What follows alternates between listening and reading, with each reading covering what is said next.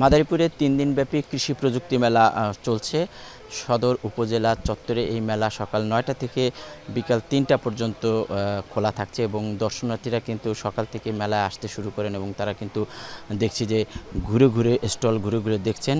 এই মেলায় ১৩টি স্টল রয়েছে এবং প্রত্যেকটি স্টলে কিন্তু আলাদাভাবে করা হয়েছে এবং স্টলগুলো একটি মডেল হিসেবে এখানে উপস্থাপন করা হয়েছে। আমরা যদি বলি যে এখানে যে যন্ত্রপাতি এর স্টল রয়েছে, সেখানে প্ল্যান্ট ডক্টরস কর্নার ও কৃষি যন্ত্রপাতি, এই কর্নার থেকে কিন্তু দর্শনার্থীরা বিভিন্ন ধরনের পরামর্শ নিচ্ছেন, বিশেষ করে ফল ফসলের যে ধরনের কীটপতঙ্গ রয়েছে সেগুলো দমনে তারা কী ধরনের ব্যবস্থা নেবেন এবং কী ধরনের পোশাক পরে বা যন্ত্রপাতি ব্যবহার করা হবে সে বিষয়ে কিন্তু হাতে কলমে তাদেরকে বোঝানো হচ্ছে।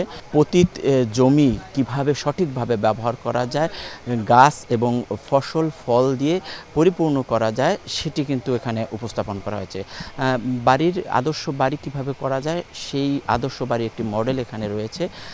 সেই বাড়ির কোন অংশে কোন ধরনের ফসল, সবজি এবং ফল রোপণ করতে হবে সেই বিষয়ে কিন্তু এখানে সুন্দরভাবে উপস্থাপন করা হয়েছে।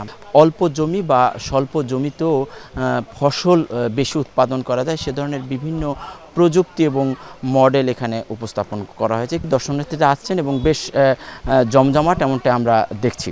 তো এই ছিল আমার কাছে মাদারীপুরের কৃষি উপকরণ বা যন্ত্রপাতির মেলা নিয়ে সর্বশেষ তথ্য।